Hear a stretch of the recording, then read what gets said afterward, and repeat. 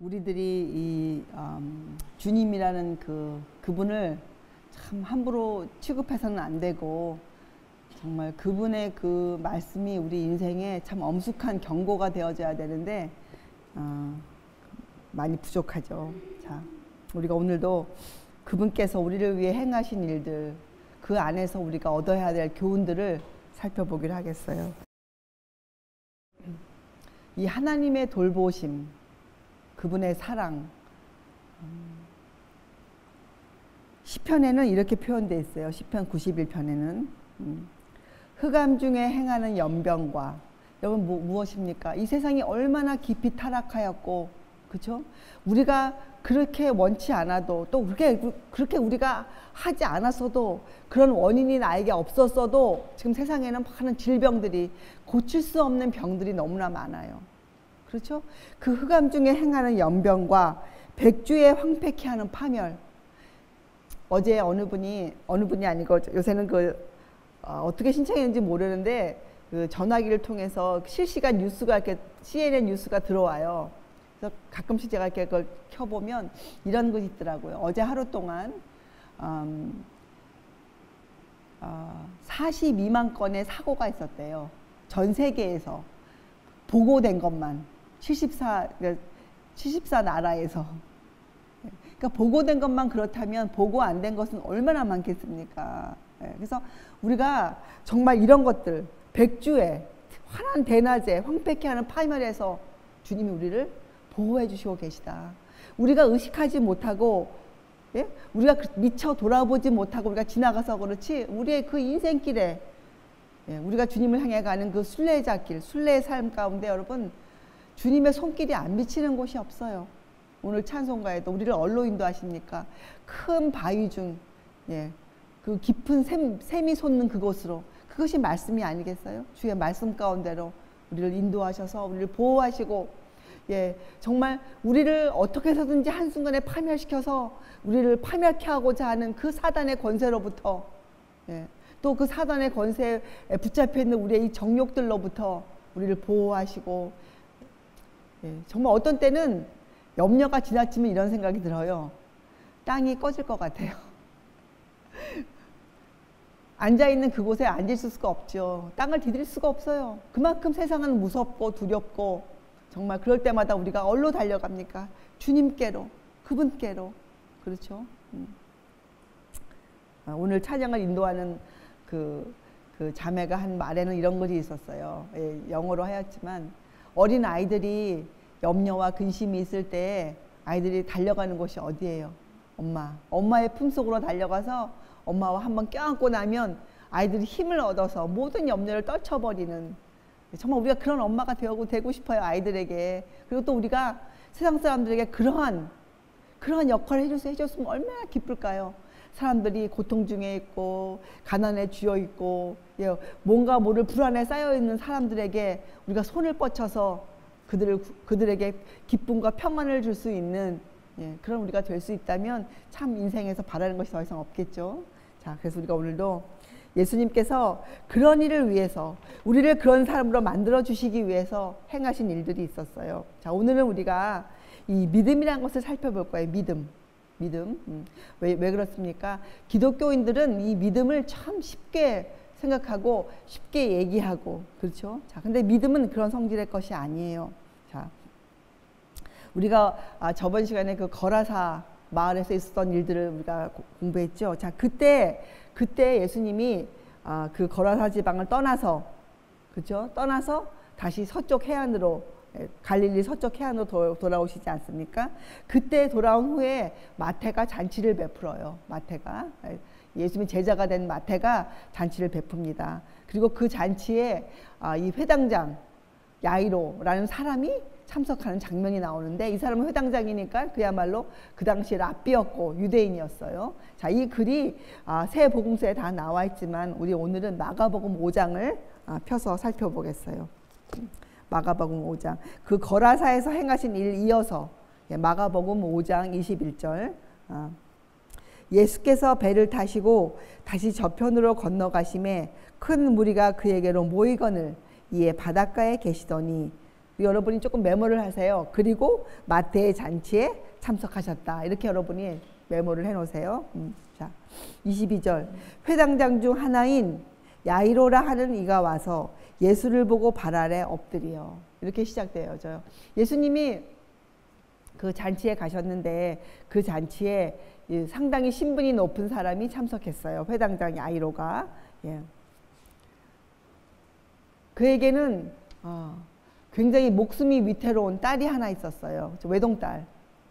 그래서 그 딸에 대한 간구를, 그 병이 낫게 해달라는 간구를 드리기 위해서 예수님을 찾아왔죠. 그래서 예수님이 그에 응하셔서 그 야이로와 함께 이제 야이로의 집으로 가는 그 장면이에요. 그런데 여기에 보면 굉장히 많은 사람이 예수님을 애워싸 밀더라.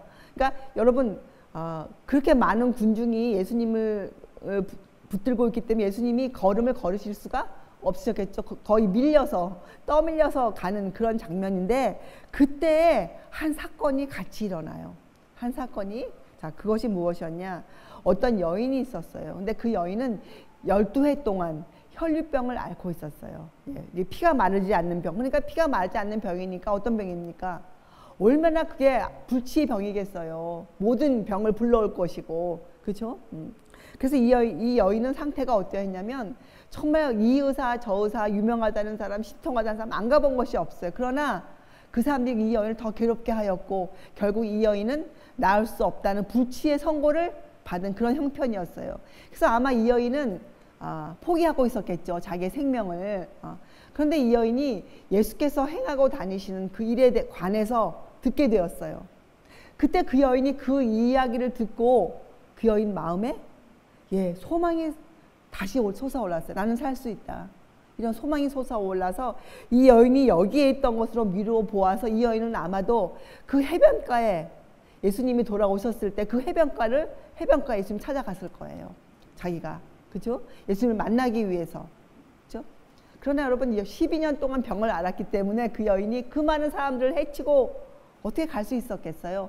그래서 아마도 그 여인은 그 해변가에서 주님께 가까이 갈 수 없었고, 또 마태의 잔치까지 갔었어도 그 앞에까지 갈 수 있을 힘이 없었을 것이에요. 자, 그래서 그 여인은 정말 절망적인 마음으로 그 많은 사람과 함께 야이로의 집까지 간 예수님에게 그 여인도 밀려서 아마 갔겠죠. 그런데 그 여인의 마음에 이런 생각이 있었어요. 만약에 내가 저분의 겉옷, 그분의 옷가, 이게 뭡니까? 옷자락 한 끗이라도 만질 수만 있다면 내가 나을 것이라는 그 확신을 이 여인이 갖고 있었어요. 그래서 그 확신이 그 여인으로 하고 어떤 행동을 하게 했는가? 그 여인이 그 많은 사람들을 밀고 나갈 수 있도록, 사실 그 여인은 밀고 나갈 만한 힘이 없었어요. 그러나 그 여인은 그 사람들을 밀고 나갈 힘이 생겼어요. 그런데 이 여인이 절망 중에 있을 때, 나는 이제 어찌할 수가 없구나. 근데 그 힘을 어떻게 받았냐면, 이 여인이 나는 이제 어찌할 수가 없어. 이렇게 많은 사람들이 운집해 있으니 내가 어떻게 저분의 옷장을 만질 수 있을까 하고 절망적인 상태에 있을 때 그 여인에게 기회가 돌아와요. 예수께서 그 여인 가까운 근처로 예수께서 움직이세요. 이것이 바로 그분의 은혜예요. 그분의 은혜. 그 여인이 주님을 찾는 그 절규를 주님이 들으시고, 그 여인이 힘을 내어서 올 수 있는 그 장소까지 주님께서 찾아오셨어요. 그 여인은. 그래서 이것은 두 사람이 함께 한 일이죠. 예수께서 그분을 먼저 그 여인을 찾으시고, 그 여인도 그 예수님을 찾기 위해서 자기의 온 힘을 다했어요. 그래서 그 여인이 예수님의 옷가를 살짝 건드렸어요. 그랬는데 이 여인의 마음에 그 옷자락을 손댄 순간 자기 병이 나은 것을 그 여인이 느꼈어요. 그리고 그 여인은 너무 감사했죠. 그러나 그 여인은 감히 말을 못하고 이제 군중에서 물러 나오려는 그 찰나에 갑자기 이런 음성이 그녀의 귀에 들렸어요. 내게 손을 댄 자가 누구냐. 근데 그것을 화가 나서 하신 말씀이 아니고, 우리가 사람이 무슨 말을 하면 그 음성으로 충분히 알 수 있잖아요. 예수님께서 왜 그런 질문을 하셨을까요? 내게 손을 둔 자가 누구냐? 왜 이런 질문을 하셨을까요? 여러분 보세요. 그때 그 질문이 그 형편에 필요한 질문이 아니었어요. 그래서 베드로가 뭐라고 말합니까? 누가복음에 베드로라고 지적되어 있어요. 베드로라가 뭐라고 말합니까? 아니, 이 많은 사람이 지금 에워싸 미는데 손을 댄 사람이 한두 명이겠어요, 주님? 아니, 어째 그런 질문을 다 하십니까? 이렇게 베드로가 예수님께 그 면박 아닌 면박을 주죠. 그런데 예수님께서 그렇게 하신 이유가 있었어요. 예수님은 이것을 구별하세요. 무엇을 구별하시는가? 그 사람의 마음의 동기, 그 사람이 어떠한 마음으로 주님을 찾아오는가, 이것을 구별해 보세요. 모든 사람이 주님의 이름을 부른다고 다 주님의 제자가 되는 것이 아니에요. 예. 모든 사람이 구원받기를 원한다고 다 구원받는 것이 아니잖아요. 그러나 주님은 구원받기를 다 원하시죠. 그러나 성경에 이런 말씀이 있잖아요. 내가 다시 올 때 믿음을 보겠느냐. 이 믿음이 우리한테 필요하단 말이에요. 그 믿음, 주님을 볼 수 있는 그 믿음. 그래서 예수님께서 오늘 이 시간을 통해서 우리에게 이 믿음에 대해서 우리 마음에 확실한 교훈을 주시기를 원하세요. 믿음. 이 여인은 믿음이 있을 것처럼 보이던 사람이 아니었어요. 겉으로는 또 형편이 아주 열악했어요. 그러나 이 여인의 마음에 있던 그 믿음을 주님은 알아보셨어요. 주님은 어떤 믿음이었습니까? 저분의 옷가에라도 손만 대면 나는 낫는다. 낫겠지가 아니고 나는 낫는다라는 확신을 그 여인은 갖고 있었어요. 그것이 믿음이에요. 자, 그래서 주님은 그 많은 사람들이 주님을 애워싸 밀고 있었지만 밀었다는 단어로 밀어보아 주님에게 손을 댄 사람이 많았단 얘기죠. 지금도 얼마나 많은 사람들이 주의 이름을 부릅니까? 얼마나 많은 사람들이 스스로 그리스도인이라 말하며 살고 있습니까? 그렇죠? 그러나 주님은 그 두 가지를 분명히 구분해서 보세요. 그래서 우리가 이것을 믿음에는 종류가 있다는 것이죠. 예. 구원에 이르게 하는 믿음이 있어요. 우리에게 필요한 것은 바로 이 믿음이죠. 우리를 구원해 줄 수 있는 믿음. 사실 믿음은 우리의 목적이 아니에요. 믿음은 무엇입니까? 주님을 붙들게 하는 그 수단이에요. 수단. 그래서 믿음은 우리로 하여금, 믿음은 믿는 마음 아닙니까? 믿음은 우리의 마음에 있는 것을 우리가 표현할 수 있도록, 우리가 그렇게 살 수 있도록 해주는 것이 바로 믿음이에요. 그래서 믿음은 우리와 하나님을 연결시켜주는 그 통로가 되어주는 것이죠. 그래서 믿음은 우리의 손이요, 우리의 발이요, 우리의 듣는 귀예요. 믿음은. 사람들이 주님을 믿는다 하면서 그들의 손과 발이 주님과 한 뜻으로 움직이지 않는 것은 사실 믿음이 아니라 이렇게 성경은 말하고 있는 것이죠. 자, 그래서 그 많은 사람들이 주님의 옷가에 손을 대었지만 그것은 정말 의미 없는 무관심한 접촉이었을 뿐이에요. 그들이 주님이 하신 일을 경탄하고 저분이신가, 그들이 그렇게 주님을 따랐지만, 경탄했지만 그 안에는 의미가 없었어요. 의미가. 여러분, 우리가 믿는 믿음은 실제적인 믿음이 되어야 돼요. 그리고 그 믿음이 해야 할 역할이 있어요. 믿음은 분명히 우리를 주님께로 가까이 나갈 수 있도록 우리를 끌어줘야 돼요. 믿음은. 만약에 우리의 믿음이 그런 역할을 하지 못한다면 그것은 명목상의 믿음일 뿐이에요. 이름만 가지고 있는 믿음. 그렇죠? 자, 그래서 예수님께서는 그 두 가지를 구분해서 우리에게 보여주셨어요. 그래서 우리 그 많은 사람 앞에서 그것을 보여줬죠. 내게 손을 댄 자가 도대체 누구냐? 그리고 또 하나의 이유는, 예수님께서 그렇게 하신 이유는 그 미천한 여인, 그 여인이 앞으로 어떻게 살아야 했습니까? 이제 그 여인이 치유함을 받고 그 여인이 어떻게 살아야 돼요? 그 여인은 이제 앞으로 믿음의 성장을 이루어야, 다 끝난 것이 아니에요. 그 여인의 상태가. 이제 그 여인은 거기에서 더 성장하여 주님을 아는 일에 더 깊이 자라야 했어요. 그래서 그 여인에게 축복과 안위의 말씀을 해주시고 싶으셨어요. 그것이 주님의 사랑 아닙니까? 믿음이 있는 어떤 형제와 자매를 보실 때, 그 영혼을 보실 때 주님이 어떻게 하세요? 그를 칭찬해 주시고, 그에게 힘을 주시고, 안위해 주시고, 확신을 더해 주시고, 그렇게 그 여인에게 해주시기를 원하셨어요. 그래서 물어보셨죠. 이것은 앞으로 이 혈류증 여인의 그 행사를 읽을 우리들을 위해서, 예.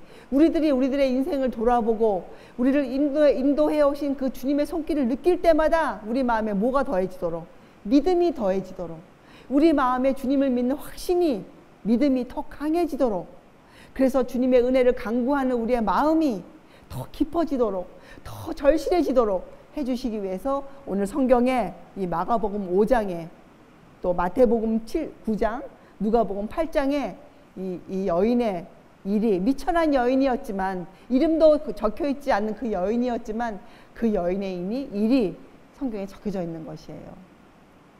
자, 또 하나는 예수님은 당신의 옷을 만지는 그 행위 때문에, 옷을 만진 그 행위 때문에 그 여인이 나았다는 그러한 일이 소문이 퍼져서 미신적인 생각이 사람들 마음에 들어가지 않도록 그것을 막으시기 원하셨어요. 그렇죠? 사람들은 쉽게 이런 데 빠지죠. 만약에 주님이 그 자리에서 내게 손을 댄 자가 누구냐 이렇게 하고 확신을 시켜주시지 않으셨다면 많은 사람들이 나중에 그 여인이 나은 걸 알았을 거 아니에요. 그러면 그렇게 오해할 수 있는 그런 미신적인 마음이 들 수 있는, 여러분 이 초자연적인 능력을 사람들이 보면 그것을 이해하지 못할 때 사람들이 미신과 공포심이 일어나요. 정말로. 그래서 여러분 주님께서는 이 초자연적인 주님의 행사를 우리가 그저 이해하지 못하고 아 주님이시니까 하셨지 이렇게 생각하지 않도록 금하셨어요. 우리는 충분히 따져볼 수 있고 어떻게 그 여인이 나았는지 우리가 과학적인 방법에 의거해서 우리가 이해할 수 있는 여지를 주셨어요. 그래서 주님이 가시다가 멈추셨어요. 모든 사람이 멈췄겠죠. 놀래서. 그때 주님이 손을 댄 자가 누구냐, 주님의 제자까지도 아 주님 어떻게 그런 질문을 다 하세요 하는 그런 형편에서도 주님은 그런 질문을 하셨어요. 그리고 그 여인을 보고 물으신 거예요. 손을 댄 자가 누구냐. 그러니까 그 여인이 더 이상 숨어 있을 수가 없었죠. 더 이상은. 그 여인이 두렵고 떨리는 마음으로 그 여인이 그 많은 사람 앞에 나와서 발 아래 엎드려 그 여인이 이렇게 얘기했어요. 자기가 손을 댄 이유, 손을 댄 연고와 자기가 어떻게 나은 것을 그 사람들 앞에서 고하니라. 여러분 왜 예수님께서 또 이 여인으로 하여금 이 미천한 여인, 말하기도 수줍어하는 그 여인에게 왜 이런 일을 하도록 그 여인에게 기회를 주셨을까요? 여러분 이것을 세상은 간증이라 불러요. 간증. 근데 사실 지금은 간증이 너무 잘못 이해되어지고 있죠. 간증은 우리가 언제 해야 할지, 또 올바로 성경적으로 해야 그때에만 영혼을 구원하는 능력이 되어져요. 간증은 나의 자랑으로 하는 것이 절대로 아니에요. 간증은 또 간증을 하기 위해서 나에게 있는 어떤 것을 꾸며내어서 그것을 주님의 일로 또 만들어내는, 그것도 절대로 안 돼요. 간증은 내 마음에 이것은 주님께서 하셨다는 확신이 있을 때, 또 나의 생애가 그리스도의 생애로 밑받침이 되어 있을 때, 그때 내가 하는 것이 간증이에요. 무엇을 간증합니까? 이 여인처럼 손을 댄 연고, 내가 주님을 찾은 이유, 내가 주님을 찾은 이유, 나의 주린 심정, 그죠? 그리고 내가 어떻게 주님을 찾았다, 그것을 우리가 사람들 앞에서 고백하는 것이에요. 그래서 여러분 이 간증은 주님이 사용하시는 주의 미쁘심을 선전하는 큰 도구가 되어져요. 주님이 정하신 방법이에요. 그래서 우리가 마땅히 간증을 드려야 돼요. 그러나 우리가 이 간증을 할 때에는 분명히 어떻게 해야 합니까? 올바르고 우리의 생애가 주님의 생애로 밑받침이 되어 있을 때, 그때 우리가 간증을 해야 그것이 의미가 있고 사람들에게 영향을 끼치는 구원의 능력이 되어줄 수 있는 그러한 간증이 되어지죠. 여러분 사람들이 얼마나 이 믿음을, 신앙을 경박하게 사용하는지 몰라요.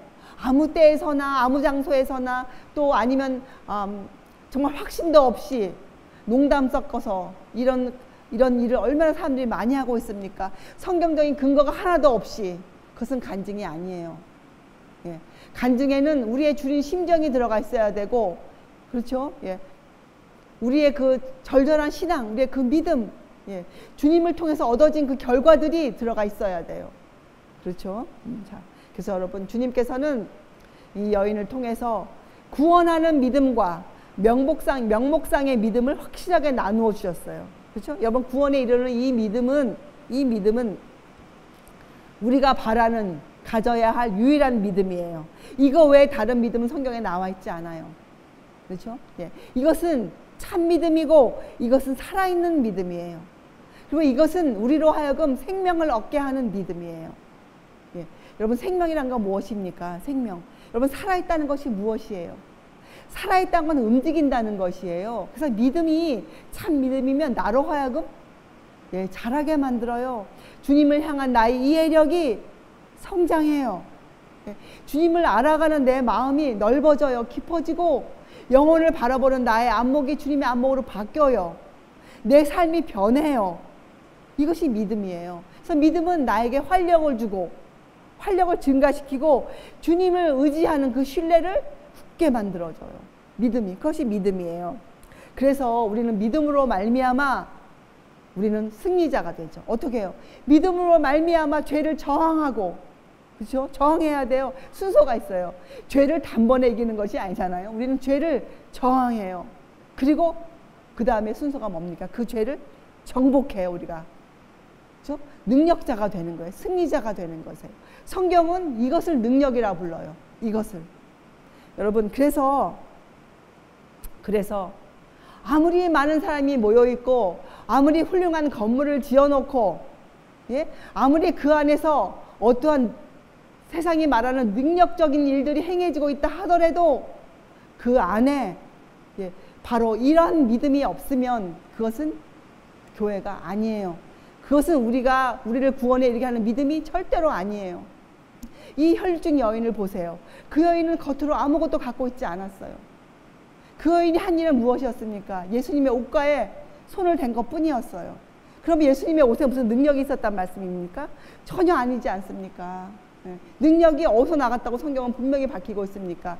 예수님에게서 능력이 나갔다고 표현되어 있어요. 그래서 여러분, 믿음은 생명이에요. 믿음은 우리에게 생명을 주는 활력소예요. 믿음은. 그래서 여러분, 믿음은 죽고 사는 엄숙한 문제입니다. 절대로 이 믿음을 경박하게 취급하거나 경박하게 말해서는 안 돼요. 믿음은 죽고 사는 문제이고 우리의 생명이에요. 믿음은. 그렇죠? 자, 이 명목상의 믿음을 갖고 있는 사람들은 주님을 세상의 구주라고는 믿어요. 그렇죠? 그러나 그분의 공로를 자기 자신에게 적용시키지 못해요. 그분이 걸으신 그 생애를 자기의 생애로 살진 않아요. 그렇죠? 그래서 그들은 명목상의 믿음이에요. 그들은 능력 있는 그리스도인 될 수가 없어요. 그들은 구원에 이르는 그러한 믿음을 행사하지 못하죠. 그렇죠? 그래서 여러분, 믿음은 진리에 대한 단순한 지적인 동의가 절대로 아니에요. 믿음은 어떤 교리적인 싸움을 하는 것이 절대로 아니에요. 믿음은 체험이에요. 믿음은 나의 삶이에요. 내 생활이에요. 믿음은 그리스도의 공로, 그분의 생애, 그분의 생애를 통해 보여주신 그 희생, 십자가에 흘리신 그 보혈, 그것을 내가 믿고 나의 삶에 적용시키는 것이에요. 그것을 나의 것으로 만들어 놓는 것이에요. 그것이 믿음이에요. 그렇죠? 명목상의 믿음을 갖고 있는 사람들은 이렇게 쉽게 얘기해요. 그렇게까지 믿어야 해? 내가 그런 일까지 해야 해? 그리고 그들은 온갖 것을 잘 할 수 있을 때까지는 자기의 믿음을 활용하지 않아요. 좀 더 기다려 보십시오. 내가 그것을 알 때까지 기다려 보겠습니다. 내가 꼭 그것을 알아야 하겠습니다. 이렇게 말을 해요. 그러나 이 구원에 이르는 믿음을 가진 사람은, 이 혈류증 여인은 그때 주님에 대해 들은 것뿐이 없었어요. 그렇죠? 그래도 그 여인은 어떻게 했습니까? 그 작은 믿음을 가지고 나가서 어떻게 그 믿음을 행사하였어요. 믿음을 가지고 주님의 옷가에 손을 대었어요. 그것이 믿음이에요. 이번에 나오는 이 사람, 이 회당장 야이로. 그래서 이 여인 나왔죠. 이 회당장 야이로를 보면 그의 믿음이 어떻게 성장했는가, 주님이 그의 믿음을 어떻게 개발시켜 주시는가가 나와 있어요.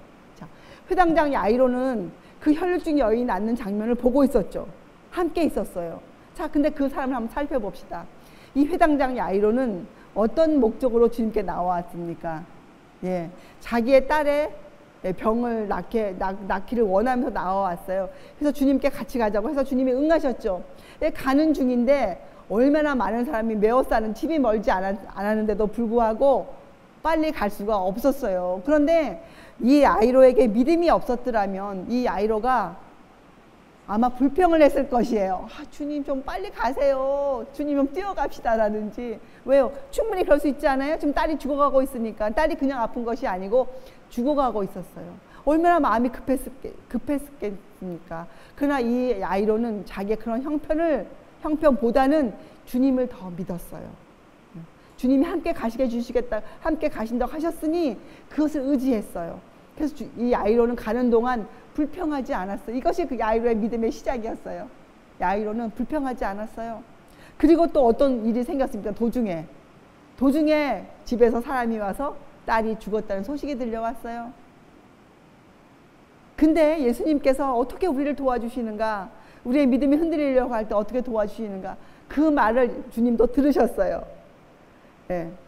그 야이로의 믿음을 흔드는 그 말을 주님이 들으시고 주님이 어떻게 하실까? 야이로에게 뭐라고 거기 말씀하세요? 예, 여러분 마가복음 5장 36절에 이렇게 얘기하죠. 예수께서 그 하는 말을 곁에서 들으시고 회당장에게 이르시되 두려워 말고 믿기만 하라. 이렇게 말씀하셨어요. 여러분, 성경이 우리에게 하는 말이 이거 아닙니까? 우리가 인생의 어려운 일을 당해서 우리가 이러한 저러한 일로, 예, 우리가 믿고 있던 사람에게 배반을 당했을 때, 우리가 하던 일이 그만, 예, 안 될 것처럼 여겨졌을 때, 그죠? 예, 우리의 마음이 흔들리잖아요. 그때 우리가 성경을 통해 어떤 말씀을 들어요? 두려워 말고 믿기만 하라. 두려워 말고 믿기만 하라. 누가복음에는 이렇게 나와요. 그리하면 딸이 구원을 얻으리라. 우리의 마음을 아시고 우리의 소원을 주님이 들어주신다는 약속을 주시는 거 아닙니까? 그것이 성경의 약속이고 주님의 약속이세요. 회당장 야이로는 그 주님의 말씀을, 교훈을 마음에 받아들였어요. 그리고 한마디의 말도 하지 않았어요. 그것이 야이로의 믿음이 성장해가는 단계죠. 그렇죠? 자, 아마 야이로는 주님의 그 음성을 듣고, 예, 곁에서 이 주님이 이 말씀을 들은 걸로 미루어보아 상당히 가까운 거리에 있었죠. 야이로는. 아마 야이로는 그때 그 더 사람을 밀치고 주님 곁에 바짝 붙였을 거예요. 아마 주님의 팔을 잡았을 것이에요. 예, 그렇죠? 주님을 꽉 붙들었을 것이에요. 자기의 믿음을 그렇게 표현했을 것이에요. 주님에게. 주님 믿습니다. 주님 믿습니다 하고 주님 곁에 바짝 붙었을 것이에요. 그리고 함께 그 집에 갔죠. 그런데 집에 갔더니 이미 어떤 일이 벌어졌어요. 예, 헌화하는 자들, 그렇죠? 피리 부는 자들, 그 장례식을 벌써 하고 있는 거예요.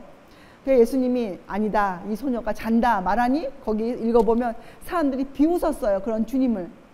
근데도 야이로는 그때도 비웃지 않았어요. 야이로는 그때도 주님의 말씀을 따라, 죽은 딸인데 이미 죽었다는데도 그 방에 주님을 따라 들어갔어요. 그건 뭘 의미합니까? 야이로의 믿음에. 야이로는 그 딸이 살아날 것을 믿고 주님의 능력을 믿고 야이로는 함께 그 방에 들어갔어요. 그것이 야이로의 믿음이었어요. 야이로의 믿음. 여러분, 성경에 또 한 사람이 나와요. 이 믿음. 누가복음에 보면 17장에 보면 예수님이 10명의 문둥병자를 고쳐주세요. 그렇죠? 예. 그러니까 그들이 가는 도중에 나아요. 예. 너희가 이제 제사장에 보이라고 이제 그들을 보내는데 가다 보니 다 나았어요.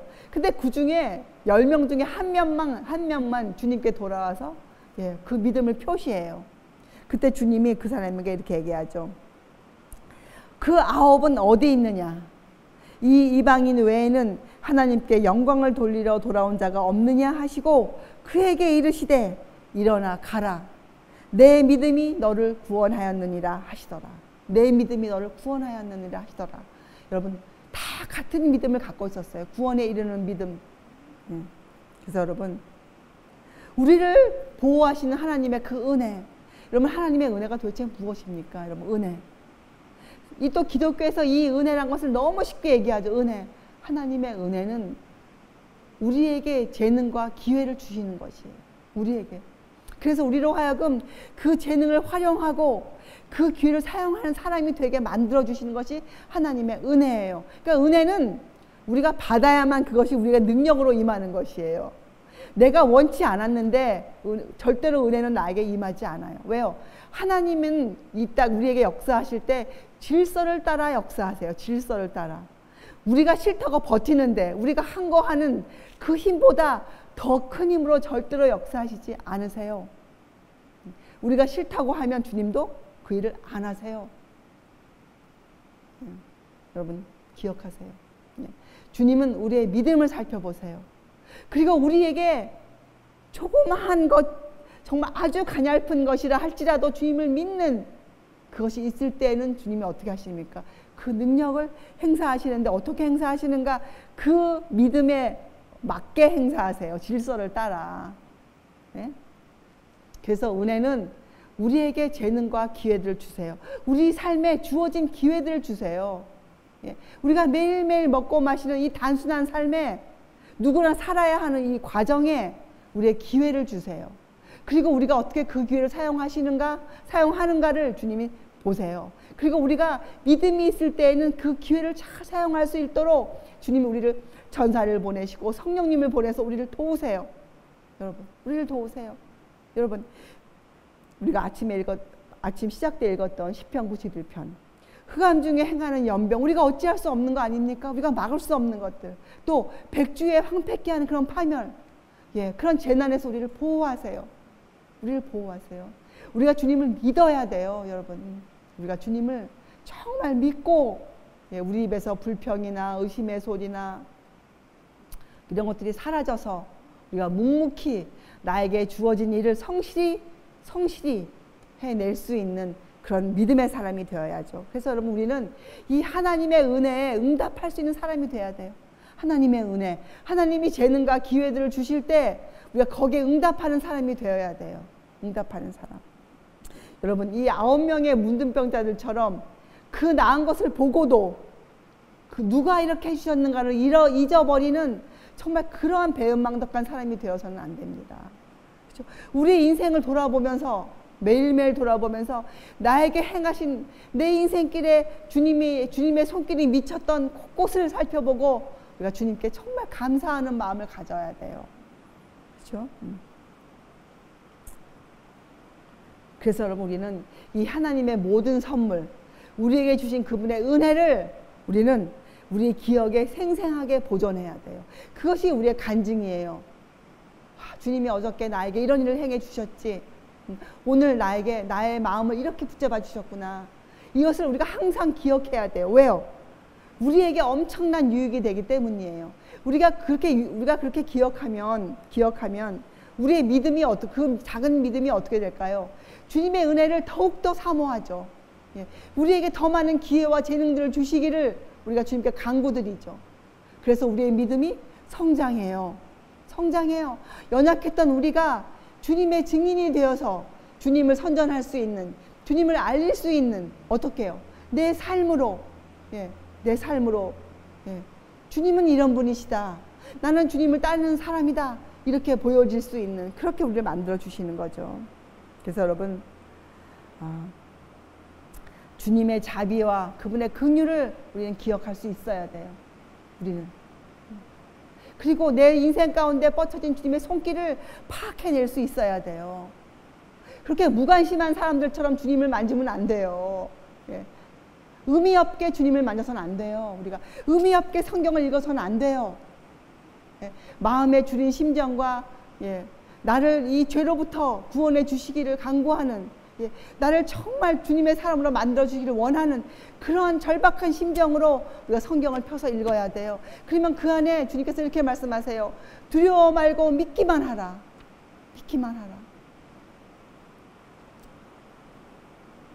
여러분, 우리의 인생길에서 우리를 취급하신 주님의 일들을 좀 돌아봅시다.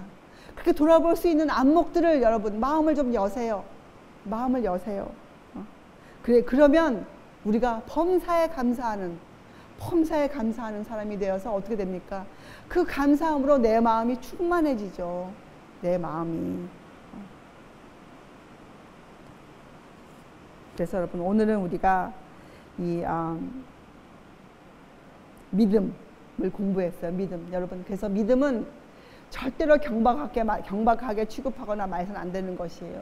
우리의 주는 심령과 살아있는 믿음이 되어야만 돼요. 믿음은. 여러분 우리가 이제 끝으로 우리의 같은 마음으로 이 자기의 신앙을 고백한 사람들이 있잖아요. 그래서 우리가 여러분 주님의 자비와 주님의 긍휼을 기억하며 우리의 인생은 항상 물된 동상 같아요. 여러분 물된 정원을, 우리 정원이 있지만 물을 적절하게 대주면 어떻게 자랍니까? 정말 초록초록 생생하게 싱싱하게 자라지 않습니까? 우리가 그런 사람이 되는 것이죠. 여러분 시편 116편을 한번 열어보세요. 시편 116편. 이 시편 116편은 감사함으로 참 감사함이 구구절절히 적혀져 있는 장인데 그 중에서도 이 12절부터 우리가 읽고 우리 마음에 감동을 받고 우리가 정말 믿음의 사람이 되기로 우리가 결단하면서 우리가 오늘 시간을 마치겠어요. 자, 시편 116편 12절.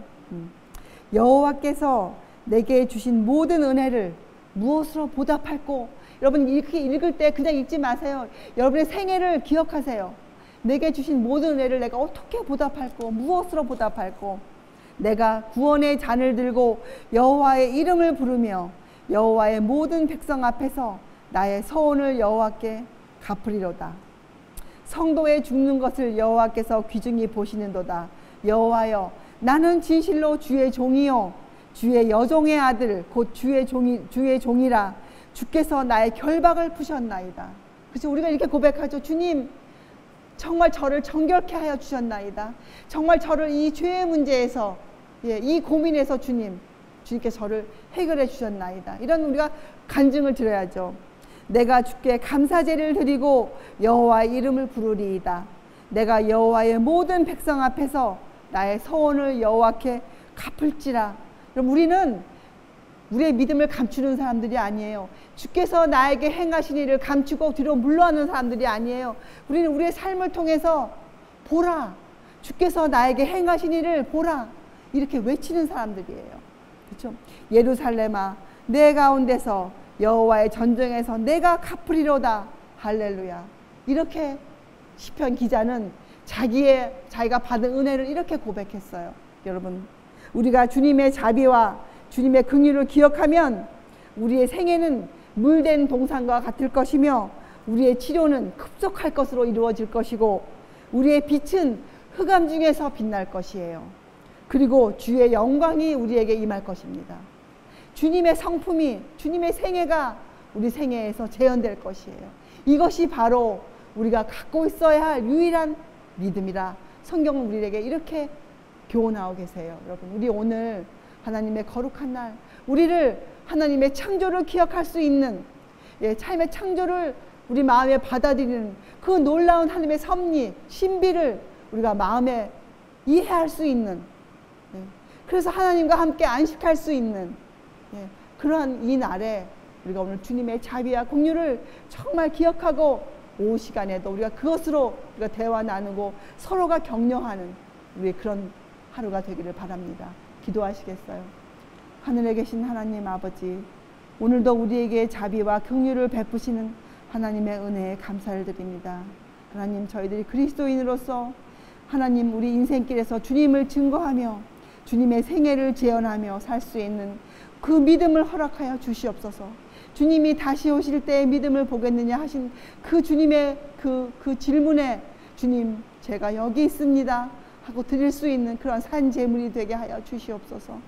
감사드리오며 귀하신 예수 그리스도의 이름으로 아버지께 간절히 기도드리옵나이다. 아멘.